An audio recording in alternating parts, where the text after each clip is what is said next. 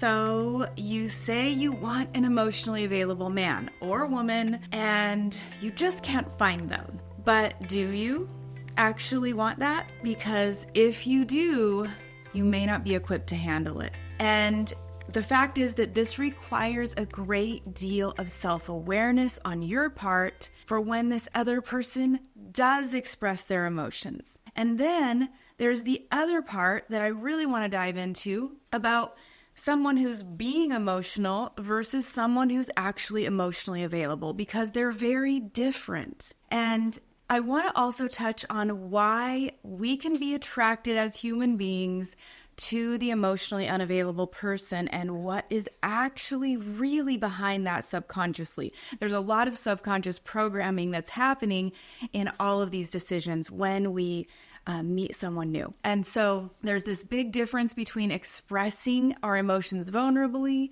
and just being emotional. And then there's the flip side of what that triggers in the other person when that happens. So I want to dive all the way into this and give you a lot of clarity and some specific steps you can take so that you can take charge of this area of your life and understand yourself better. So if you're new here, I'm Ketra Thompson, and I'm a certified master hypnotist and a relationship coach, specializing in attachment styles. What I do is I help my clients go back on that subconscious level and reframe those programs and those subconscious beliefs that are driving their unwanted behaviors so that they can finally have the life and love that they want. So if you want to check that out, there is a link in the description below where you can set up a completely complimentary consultation call where we can chat and I can give you my best recommendation after really hearing what you're going through. So if you'd like to learn more, you can check that out there. So first of all, I want to talk about what is so alluring about an unemotionally unavailable person. Why do people find themselves drawn to or really wanting this type of person? Well, it's all subconscious. And so I want you to think about the fact that maybe you've grown up in a home where things were kind of chaotic, where there was just a lot going on and not a lot of stability. And so the calm, emotionless factor of an emotionally unavailable person can feel pretty great. It can feel pretty safe.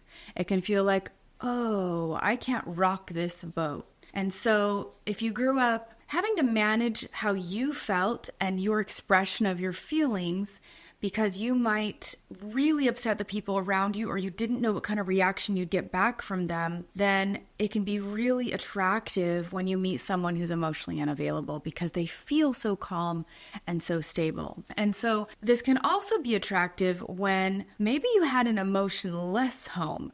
There wasn't a lot of emotion shown, and so you did feel like you had to hold back, but on some level, that emotionlessness feels a little familiar. So there's that. Then it seems like I hear this a lot from lots of my clients where they really want that stability so that they can be emotionally dysregulated and not feel like they are the one that's going to create, mayhem in their relationship.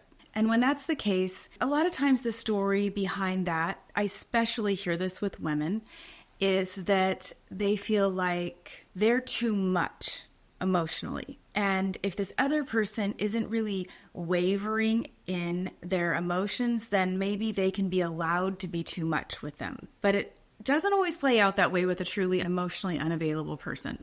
And so the other dynamic is this person creates a challenge to get to that deeper layer or level of who they are. And everyone loves a challenge because they want to subconsciously prove to themselves that they're worthy and that they're worthy if this person deems them worthy, even if you're not thinking it on a conscious level.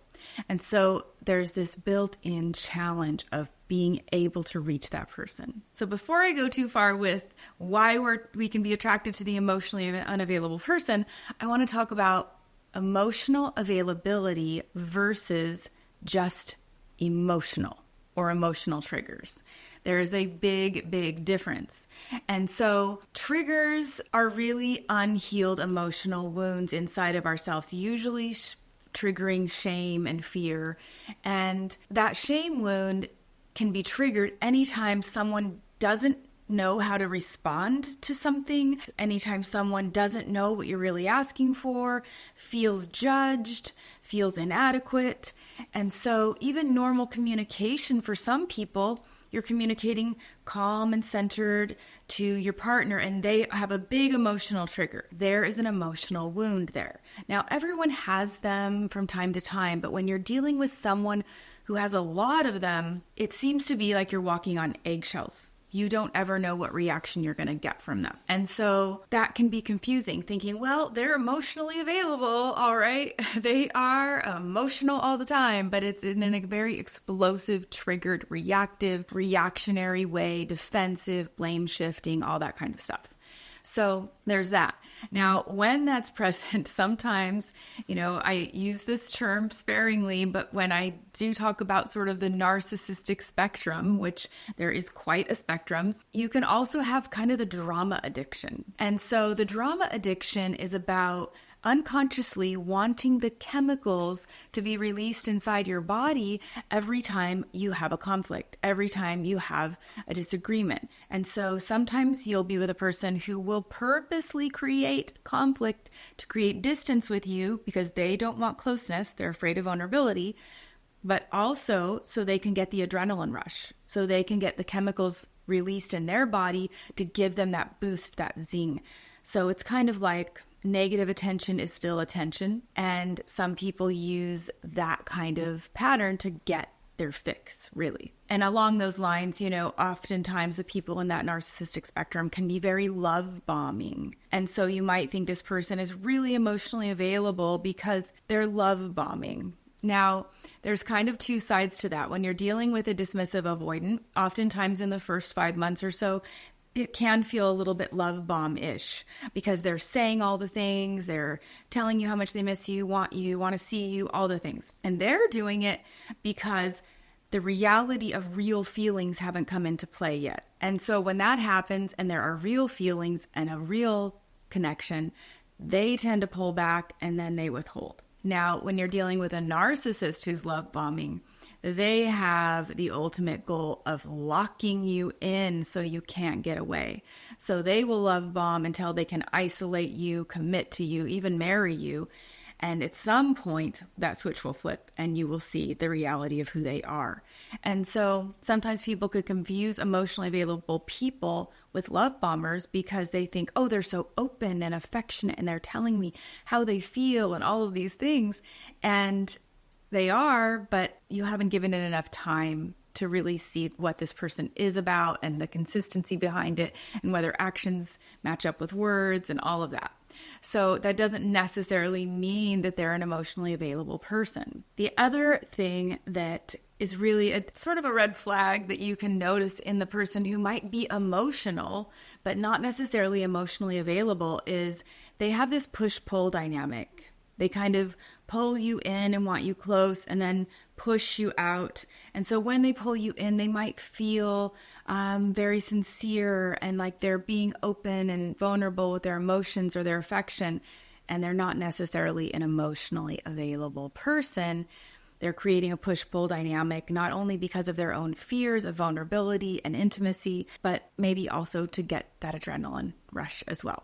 So we want to be able to decipher who is emotionally available and who is really just kind of emotional because they've got so many triggers that their emotions come out, but they're not stable or regulated. And so I really want to look at what it does mean to be emotionally available in a really healthy way. So being emotionally available in a healthy way requires self-awareness. It requires regularly checking in on yourself, being aware, not just letting your feelings show up and kind of control you, but you purposefully and intentionally checking in with your feelings. And so this really requires you to have some self-regulation. That doesn't mean suppressing your emotions. It means you are checking in with yourself. You are being clear on your bandwidth, what you feel, what you need, what you want, what you desire, not just once a month or a couple times a year, every single day. You are aware of what's going on inside of you. when you have this level of self-awareness, you can be very proactive about meeting your own needs. And that really helps calm your nervous system and helps you to function in a healthy way. Now, an emotionally available person is also able to calmly express their needs. They're not demanding. They're not attached to the outcome of that question. If they're asking you to meet a need, they're not going to demand that you absolutely do what they're saying right now.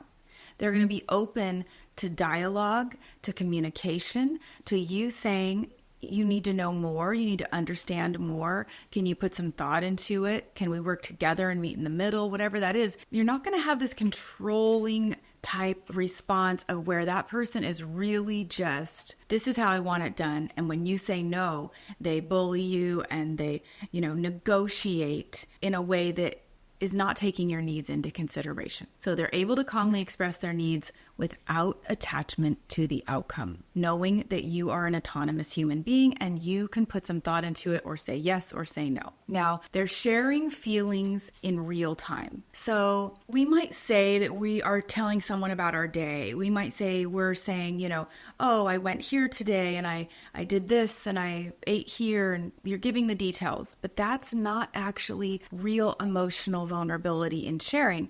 If you're really sharing vulnerably, you're going to actually be able to share how you're feeling while you're sharing it. So you might say, yeah, I went to this restaurant today, and actually I was kind of nervous about going in there because I heard that my old boss is working there now, and I really didn't want to see her. Or you might say, I bought this new pair of shoes or whatever, and I'm kind of nervous about telling you because there's a part of me that fears you're going to judge me for spending that money on those shoes. That's real emotional vulnerability. It's knowing what you're feeling in any moment and being able to openly express it to your partner when you're sharing your feelings. Now, an emotionally available person is also going to be able to respectfully do this. They're going to be able to share their emotions respectfully in a non-controlling way. They're not trying to manipulate an outcome. They're being real. They're being honest about their feelings, about their thoughts, about their beliefs, about their needs. All of it. And they're going to be able to do this with you in a way that's really healthy. But you need to remember, they might be doing this very healthily and you might find yourself triggered. And that's an important part of knowing how to get yourself to that point so that you can not only attract the emotionally available person, but when you do, you can show up in an equally healthy way. So let's talk about what it requires of you to be with an emotionally available person. Well, you need to be able to hold space. Holding space means letting them have their moment when they need to vent, when they need to share their feelings, when they're being vulnerable, whatever that is. And you need to be able to listen with curiosity. Now, listening with curiosity requires you to not be triggered, to not be defensive, to not take what they're saying personally. It means you wonder more about what they're feeling than what you're feeling. You wonder why they're feeling like that. Tell me more. Help me understand. Is this the first time you felt that way? Being curious is huge. So when you're being curious, you're not trying to fix their problem and you're not trying to fix them. And so when you're curious, you're able to really just hold space for them. Now, sometimes that might mean they just want to vent. And that's fine. Sometimes it might mean they're trying to problem solve with you, and that's fine too. But either way, you're not trying to fix them and just point out their flaws. You're more focused on creating something positive or a solution. Sometimes you're not trying to solve it with a solution. Sometimes you're just trying to listen and say, what can I do to support you in this? What do you need from me right now? I'm here. Or do you need space? Whatever the need is, you're willing to be open to that. And so in the process, you're not getting emotionally triggered by their emotions.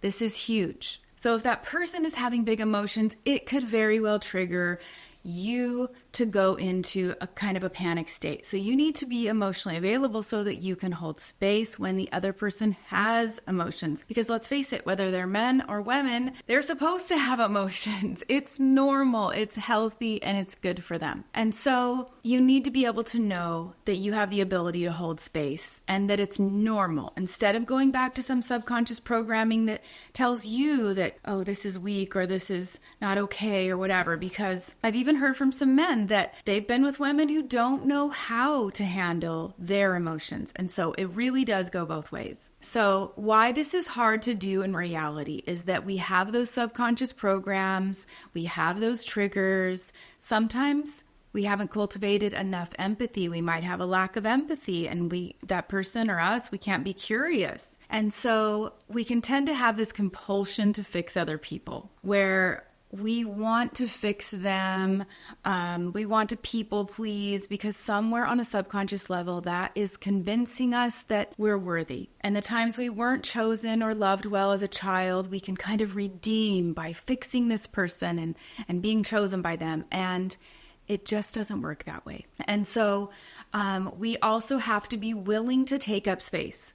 We have to be willing to share equally. If we want an emotionally available partner, we have to be not only emotionally available, but self-aware in a way that is assertive, where we are sharing our wants, needs, and desires in a healthy, communicative way. And so I want to talk a little bit about why hypnotherapy is such a big deal in dealing with this kind of stuff. And it's because in the hypnotherapy process, we can go back to the places in time in your memory, in your subconscious mind, where you formed these beliefs that are driving this behavior, where we might have not had our needs met, and then we formed a belief of, I'm not worthy, or I'm not lovable, or I'm not enough. And then more fears got wrapped around those as life went on, and maybe we continue to not get our needs met. We need to be able to reframe those things subconsciously so that we can step into our self-worth and we can create the life and love that we really want. And that's what I do with my clients every single day. So shifting this for yourself is starting to notice what you're feeling, starting to be curious about what you're feeling, and then stepping into expressing those needs, even if you're not in a relationship. Express your actual desires to the people around you, your friends, your family. Start using your voice, and then start being curious about other people when they're sharing with you without trying to solve those issues. It can take some practice, and all of that can be massively sped up by the hypnotherapy process where we are able to reframe those things, because the reality is our subconscious mind is driving over 95% of everything we think, feel, and do. It's running the show, but it was primarily programmed at a very young age. And so we don't have access to it outside of that hypnosis process. So if this content resonates with you, if you appreciate this, I appreciate you and your ability to click like and subscribe so you can be notified every time I post a new video so that you don't miss anything.